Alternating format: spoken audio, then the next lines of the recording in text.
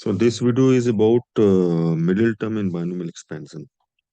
अभी तक हमने टर्म इंडिपेंडेंट ऑफ एक्स या कोई पर्टिकुलर पावर जो एक्स का है उसका कोएफिशिएंट निकालने की कोशिश की थी लास्ट लेक्चर में। तो अभी for this video we will discuss the middle term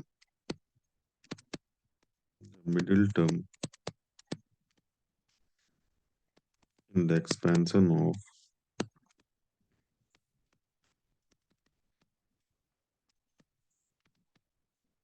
A plus x to the power n. और इसके बाद हम ग्रेटेस्ट कोएफिशिएंट भी डिस्कस करेंगे। बाइनोमियल एक्सपेंशन खासकर 1 + x का पावर n में जो ग्रेटेस्ट कोएफिशिएंट है उसका भी काफी यूज है। तो first let me discuss about the middle term in the expansion of a + x to the power n। अब ये जो है ना मिडिल टर्म, ये थोड़ा डिपेंड करता है आपके n के ऑड या इवन होने पे भी। तो सबसे पहले आपको ये समझना है कि नंबर ऑफ टर्म्स कितने होते हैं बाइनोमियल एक्सपेंशन में। तो a + x to the power n का मैं एक्सपेंशन लिख रहा हूँ nc0 a to the power n, nc1 a to the power n minus 1 x to the power 1, nc2 a to the power n minus 2 x square, and so on. At last ncr a to the power n minus r x to the power r, and at last ncn x to the power n.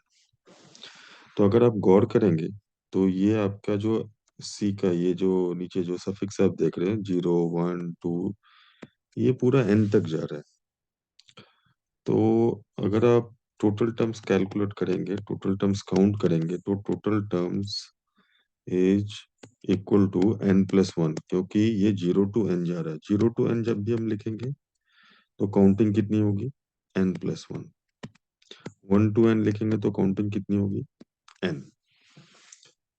तो ये जो है total terms क्या हो जाएंगे, n+1।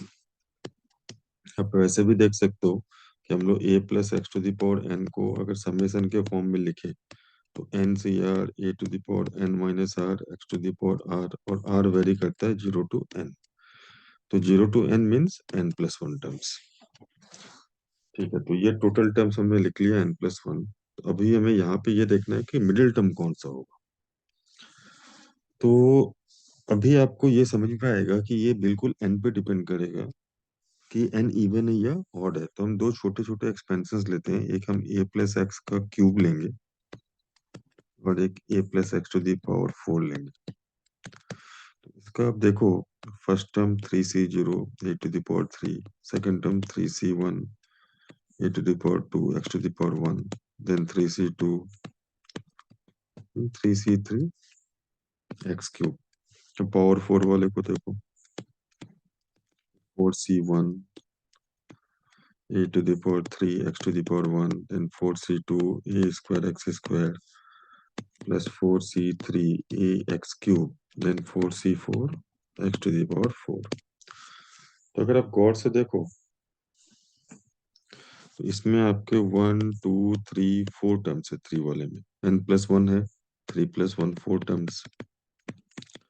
लेकिन जब आप मिडिल टर्म की बात करेंगे तो आपको समझ में नहीं आएगा कि सेकंड वाला लेना है या थर्ड वाला, क्योंकि मिडिल टर्म मतलब इक्विडिस्टेंट होना चाहिए एंड से, दोनों एंड से। तो इस केस में हमें अगर आप देखें तो ये जो है ना T2 और T3, ये दोनों मिडिल टर्म लेना पड़ेगा अगर हम इक्विडिस्टेंट की बात करें तो। क्यों, क्योंकि T2 और T3 इन दोनों को कंबाइंड फॉर्म में देखेंगे तो बिगिनिंग से और एंड से एक एक टर्म छोड़कर ये मिड में है। उसी तरीके से अगर सेकंड वाला आप देखो तो सेकंड वाले में टोटल 5 टर्म्स है, T1 T2 T3 T4 T5।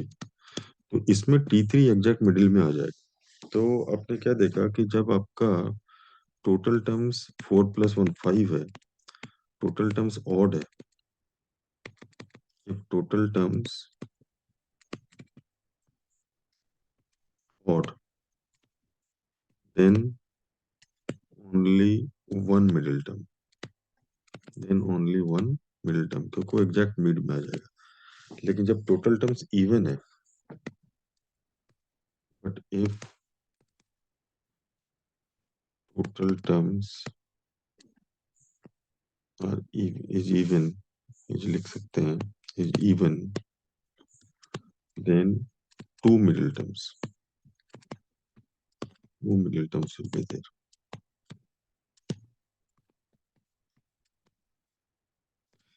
अब है कि इसको कैलकुलेट कैसे करेंगे, काफी सिंपल है। आपको फॉर्मूला अपने से डिराइव करना है। अब देखो मैं यहाँ पे बता रहा हूँ आपको, जब ये इवन है n+1, तो आपका T2 और T3 मिडिल टर्म है, T2 T3। आप बिल्कुल ये समझो कि ये 4 से 2 कैसे आएगा। तो 4 से 2 आएगा जब 4/2 होता है, तो Tn+1/2, n+1 टोटल टर्म को रिप्रेजेंट कर रहा है, n+1 और 4 हमारे लिए क्या है, टोटल टर्म्स है। तो अगर मुझे 4 से 2 पे आना है, तो मैं n+1/2, 4/2, और T3 के लिए 4/2 +1 है। तो ये हमारा फॉर्मूला हो गया जनरल, Tn+1/2 और Tn+1/2 + 1। ये दो मिडिल टर्म आएंगे जब आपका टोटल टर्म्स इवन है। आपको यही याद रखना है कि टोटल टर्म्स इवन है तो दो मिडिल टर्म आएंगे। अब टोटल टर्म्स ऑड वाले में देखो, जब टोटल टर्म्स हमारा n+1 5 है, तो T3 मिडिल टर्म है। अब 5 से 3 पे आप कैसे आएंगे, 5 से 3 पे आप आएंगे जब 5+1/2 करेंगे। तो यहाँ पे आपका मिडिल टर्म आ जाएगा Tn+1, क्योंकि n+1 5 को रिप्रेजेंट कर रहा है, तो n+1 + 1 डिवाइडेड बाई 2th। इसको आप लिख सकते हैं Tn+2/2th, और n+2/2 को फर्दर लिख सकते हैं Tn/2 + 1th। आपने गौर करा होगा, हम हमेशा Tr+1 के फॉर्म में लिखना चाहते हैं टर्म्स को। क्यों? क्योंकि ऐसा लिखने से ना हमें फॉर्मूला लिखने में आसानी होगी, Tr+1 को यूज करके उस टर्म के लिए। ये जो फॉर्मूला है टर्म का, NCR A⁴n−RX तो Tn/2 + 1 है, तो आपका n/2 R का रोल प्ले करेगा। इधर देखो ये n+1/2 R का रोल प्ले करेगा, है ना। अब फर्स्ट वाले में मान लो उस फॉर्म में नहीं भी n+1/2, तो आप इसको लिख सकते हो n-1/2 + 1th। तो ये दोनों सेम है, n+1/2 और n-1/2 + 1 दोनों सेम है। तो आपको यहाँ पे R मिल जाएगा। आपको फॉर्मूले को कॉम्प्लिकेट नहीं बनाना है, आपको ये समझना है कि जब टोटल टर्म्स इवन था, तो एग्जैक्ट उसका हाफ होने पे मिडिल टर्म आ रहा था, और फिर +1 उसका बाद वाला टर्म। तो हमने 4 को n+1 से रिप्रेजेंट करा है, और n+1/2th ले लिया फर्स्ट मिडिल टर्म, और n+1/2 + 1 अलग से कर लिया सेकंड मिडिल टर्म। जब हमारा n+1 ऑड है, टोटल टर्म्स ऑड है, तो यहाँ 5 के केस में हमें T3 मिल रहा है मिडिल टर्म। 3 कैसे आएगा 5 से, 5 + 1/2। तो n+1 के केस में हमने क्या करा, n+1 + 1, उसमें 1 ऐड करा डिवाइडेड बाई 2, और बाद में इसको Tn/2 + 1th के फॉर्म में लिख लिया। तो अभी मैं एक क्वेश्चन से इसको एक्सप्लेन कर दे रहा हूँ, जो आपको काफी आसानी होगी समझने में। तो आप एक क्वेश्चन लिख लो, find the middle term oblique terms in the expansion of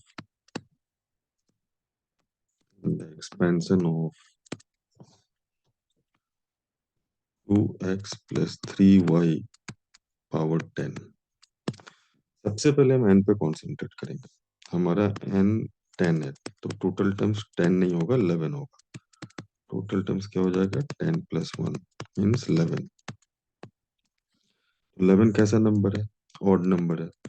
अब हमें पता है कि ऑड नंबर है तो सिंगल मिडिल टर्म होगा, और ये हमें याद रखना होगा कि हमने 5 के केस में 3 जो लाया था 5 + 1/2 करके, तो 11 के केस में मिडिल टर्म आएगा 11 + 1/2th, T6। और 6 को हम लिख सकते हैं 5 + 1th, तो R की वैल्यू 5 हो गई। तो इसका 2x + 3y का पावर 10, इसमें अगर हमें T5 + 1 लिखना है, तो ये हो जाएगा 10C5 2x to the power, मैं डायरेक्ट लिख रहा हूँ 10 - 5 इंटू y का पावर 5। 10C5 2 का पावर 5 इंटू 3 का पावर 5 x का पावर 5 इंटू y का पावर 5, यही आंसर है हमारा। अगर यही 10 की जगह 11 होता, तो यहाँ पे 2 मिली टर्म हो जाते हैं। मैं उसको भी टैकल कर दे रहा हूँ। सपोज क्वेश्चन है, find the middle term oblique terms in the expansion of 2x plus 3y का पावर 11। ये क्वेश्चन है। तो अभी अगर 11 हो गया तो टोटल टर्म्स n की वैल्यू 11 है, तो टोटल टर्म्स इवन आ जाएगी 12। Total terms is equal to 11 plus 1 that is 12। So middle term 2 होंगे क्योंकि टोटल टर्म्स इवन है। Hence there will be 2 middle terms. 2 middle terms क्या क्या? एक तो जस्ट उसका हाफ होता है, आपको याद होगा 12/2 टू T6, और फिर एक उसका नेक्स्ट वाला होता है तो T12/2 प्लस 1 तो T7। तो T6 को आप 5+1 लिखिए, इसको 6+1 और फॉर्मूला पुट कर दीजिए, तो ये आ जाएगा 10C5 इंटू 2x का पावर 10 - 5, ओ सॉरी 11, हमारा n 11 है ना, तो 11C5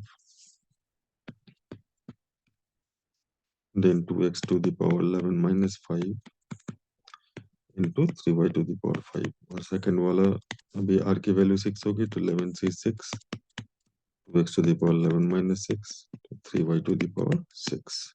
ये दोनों आंसर हो जाएंगे। ठीक है, तो मिडिल टर्म्स आई थिंक आपको क्लियर हो गया होगा। अब एक छोटी सी चीज है, greatest value of a coefficient. Greatest value the coefficient in the expansion of 1 plus x का पावर n, और एट व्हाट आर, दूसरे लैंग्वेज में लिख रहा हूँ, NCR इज मैक्सिमम। क्योंकि आपको पता है 1 प्लस एक्स का पावर n के एक्सपेंशन में NC0 NC1 NC2 ये सारे कोएफिशिएंट्स होते हैं। तो आप ऐसे भी लिख सकते हो क्वेश्चन को, at what r NCR is maximum. पहले मैं इसको एक्सपेंड करूं, NC0 प्लस NC1 एक्स का पावर 1 एक्स का पावर 2, बीच में ऐसा आप लिख सकते हैं जनरल टर्म के जैसा, NCR एक्स का पावर r, और लास्ट में NCN एक्स का power n। Hence the coefficients क्या है? Hence the coefficients are NC0 NC1 NC2 up to NCN। Hence we need to find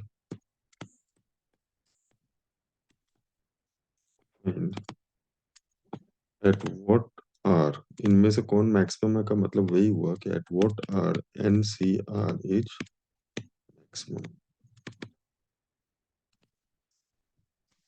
इसको मैं ना ऑब्जर्वेशन से ही बता रहा हूँ आपको। जनरली ऑब्जर्व आप जब करोगे बाद में तो खैर ऐसे आप इसको बहुत सारे तरीके से प्रूव भी कर सकते हो, मैक्सिमम मिनिमम लगा के भी कर सकते हो, अगर आप आर को एक वेरिएबल मान के चलो। लेकिन अभी ऑब्जर्वेशन से आप देखो कि मीड में, जैसे मैं आपको दिखाता हूँ, 3C0 3C1 3C2 3C3 4C0 4C1, 4 वाले सारे लिखते हैं, 4C4